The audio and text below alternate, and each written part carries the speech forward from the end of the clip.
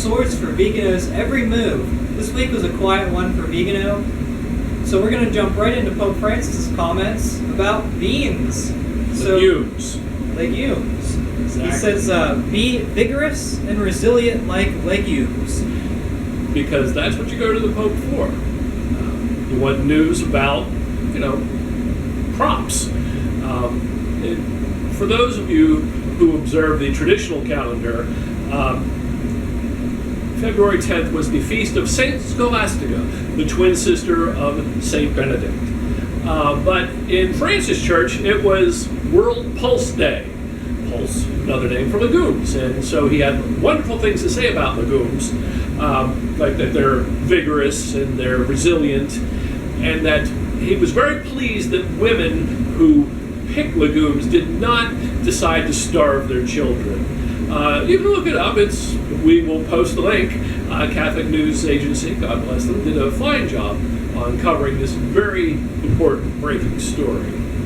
That's actually a good thing to eat during Lent. You could eat like bean soup without meat. He didn't mention Lent. All right. Just saying. Well, maybe not. Maybe he wasn't intending that. Don't know what he was intending. Is he going to celebrate Chocolate Ice Cream Day? That's pretty good. Well, we all like chocolate ice cream. Not everybody likes chocolate, I'm sure. Okay. Remember the Sunday obligation? Well, it's starting to come back, little by little. Archbishop Vigneron of Detroit said he's going to do it. Not this month, but next month? Yeah, I think so. Yeah. I'm not sure I understand, because there are people who wear masks and people who don't wear masks, right? I mean, in church and other places. He says that it's going to be you're going to have to go to Mass. And the mask rules, I assume, will be there. Yeah, in fact, it says, I am continuing the liturgical directive of the faithful present at Mass, with the exception of small children, wear a mask or face covering. If this proves impossible for you or a family member, please speak with your priest. Wow, he kicked it downstairs. So does that mean that the priests determine who can wear a mask and who can't? Because I'd find an anti-mask priest if that were me. I'd look for any kind of wiggle room in any of these directives. And especially if there's an obligation, not that the viewers wouldn't be going to Mass if there was not an obligation in place. I'm sure they would be. Most of them are attending Mass if possible. Yeah, so I don't know. I mean, how do you enforce this? Like you say, okay, you need to wear a mask and you need to go to Mass. Like, it just, to me, it's not practical. It's inconsistent. No, there are ways and there are ways. I think we need to go back, and I think we need to. What we need is a separate Mass for mask wearers. I think that will work. So there could be the mask ordo and the non-mask ordo, or the what do we call it? The Vitus ordo, or the Vitus antiquar, and said slaughtering is the Latin. Yeah, we'll just go to the traditional Mass. There's nothing about a mask in the traditional Mass. So I think what we're going to have is, are we veering toward two churches? Nothing's happened yet. We don't know what's going to happen in Detroit, but there's going to be an obligation, just like there was for a couple thousand years. But we're back. We're back, baby. I would expect most bishops not to reinstate the obligation for at least a while anyway, so I don't know that many of you will have to worry about that for a while. That's just my opinion. We'll see. We will see. Lifesite news. We hardly knew ye. At least on YouTube, because now it's gone. Lifesite news has been canceled by YouTube. Something along these lines happened, is that they received, I think, 3 content strikes, and you get a first, and the second is a warning, but then the third they cancel you, and so Lifesite got canceled. John Henry Weston's show, his channel is still up, so he's free to do whatever. So until they cancel him. Yeah, I mean, so they're kind of down but not out, and they have a Rumble channel, as does this channel, John the Son of Thunder. Find us on Rumble. But it goes to show, I mean, I also believe that Lifesite got canceled because of crimes against the virus religion. So that means if any of us speak out against the jab or masks or anything like that, then we have a chance of getting canceled on YouTube. So that's even more of a reason why you should create a Rumble profile, follow all of your favorite channels before they get shut down on YouTube, so you can find them after they get shut down. Or just save time and start looking at Rumble. There's that. Cardinal Peter Turkson, who works in the Vatican, do you know his position, Brett? No. He's some kind of dicastery head in the Vatican, a high position. He made some comments about the most recent United Nations globalism kind of deals in the Vatican. And I just want to read a little bit about the questions and answers that he gave. And so the question was asked, Your Eminence, there has been much discussion online and elsewhere about the Vatican's involvement in the Council for Inclusive Capitalism. Why is the Vatican collaborating with this group, and what do you hope to achieve? He said, the way we run our dicastery is an attempt to realize some kind of expectation and hope expressed at the Second Vatican Council. Yay. So they're going back to the tradition of the Second Vatican Council. Mm-hmm. Now, it said, how did this collaboration come about? He said, in December 2016, the Fortune Time magazine group paid a visit here to Rome to consider the issues of poverty and what they could do from a business point of view to help deal with inequalities and formulate solutions for poverty in the world. Within that group, which was led by Monsignor Hilary Franco of the Holy See's Permanent Observer Mission to the UN in New York, Lady Lynn Forrester de Rothschild got the idea to take the Pope at his word and rise to the challenge of what the Pope addressed to them. So she began to gather some of the business people for the event, and that was that. He also said, we are also following what Benedict XVI taught about the need for dialogue between faith and reason. So we're referencing Vatican II, we're referencing Benedict and this Council for Inclusive Capitalism. Which is an invention of Pope Francis. It's led by a Rothschild. She has a net worth of over $600 million. Her husband, I think he has a net worth of close to $20 billion. One of the richest people in the world, I would assume. Well, they're married, so don't they share that enormous wealth? I believe. Or does she have her own cookie jar, that $600 million cookie jar? I don't know. I mean, it is kind of peanuts compared to him, but who knows if she's the beneficiary on his accounts or not. But one hopes. I mean, we're having, it's basically socialism. And you got these wealthy It people. says it's inclusive capitalism. Oh. That's not socialism, is it? Maybe it is. Well, I mean, ask Pope Francis. It's capitalism for the elites and socialism for everyone else, because they're so generous that they want to take their valuable time, show us peasants, how inclusive they are, and why not just donate some of that money to the poor? Like, you don't have to have a council for it. Yeah, but who's going to call the papers? And continuing, there's a question about how much has the Catholic faith been promoted in the discussions with the group. Cardinal Turkson says, it's not true we have talked about salvation in any group because we recognize it's a multi-faith group. So when we engage with these groups in conversation, it's not to throw religion at them. If we do that, it takes the form of the Church's social teaching.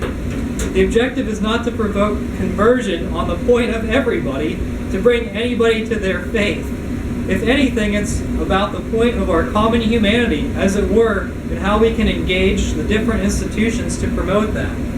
So, ladies and gentlemen, Cardinal Turkson, Prince of the one holy Catholic and Apostolic Church.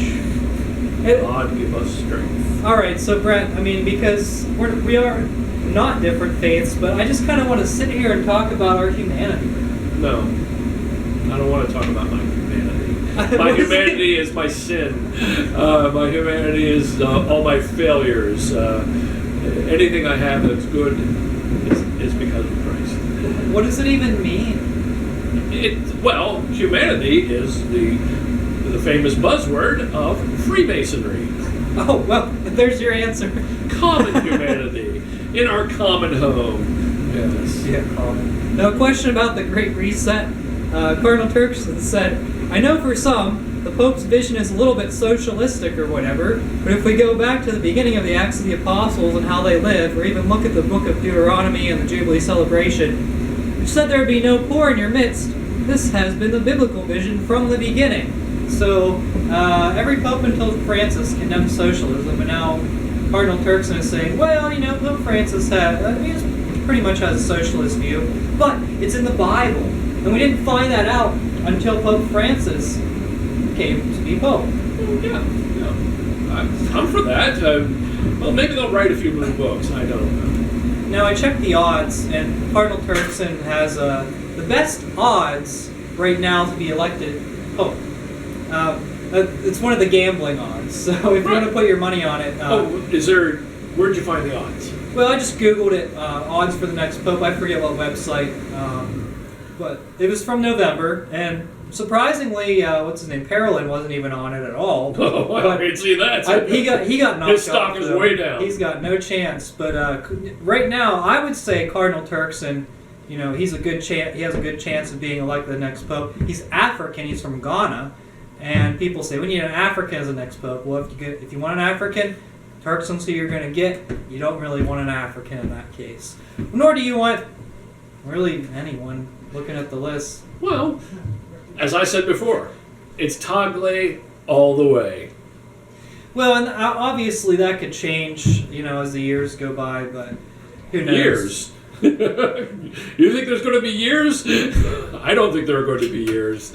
We'll see. I think we're going to get a new Pope this year. Oh. It's apropos of nothing, means nothing. I'm just a member of the laity. I think we're getting a new Pope this year. Wow. And by the way, we forgot to mention our nice fancy blue check marks. Brett's an official predictor, I guess, of the Thunder and Lightning show, and we'll see if our predictions come to be. We'll write it down, make a note, and see if we want to bet on the odds of who's going to be the next Pope. You can trust us. We're verified. On YouTube and Twitter and everywhere else, right? Rumble, I guess. Rumble? Well, we're still waiting monetization for that. Oh, okay. Yeah, but the blue check marks, it gives us a nice little look to our channel where these are our credentials. We don't need any other credentials. No. So piggybacking off of Cardinal Turkson's comments, he references Benedict, Vatican II, and then he references the Bible. There is an article by Lifesite News. It's titled How Modernists Use Weaponized Orthodoxy to Silence Conservative Catholics. So a lot of those tactics that Cardinal Turkson used are good examples of how Modernists use weaponized orthodoxy. But it's a good article. I encourage you to read it. It references a lot about sola obedientia, which in obedience alone we declared it a new heresy. And a lot of people will say, oh, well, the Pope said this, and so you have to obey this. Now, another good example is Bishop Barron, how he says that he's a traditionalist because he follows Vatican II, and they try to, the Modernists try to twist stuff around, and tradition starts in 1965, apparently. Well, and that's the case, like with the SSPX that they were mentioned in this article, and actually here's the quote. The author said, a conservative friend of mine was apparently advised that masses offered by priests of the SSPX are invalid, an unusual claim, and are comparable to attending Anglican services, all very frightening. Then one realizes that his parish had actual ecumenical services with the Anglicans at the same time. So, and during the shutdown, I've heard, bishops and priests have said, oh, you can't attend an SSPX mass. Oh, really? Well, you're not offering one.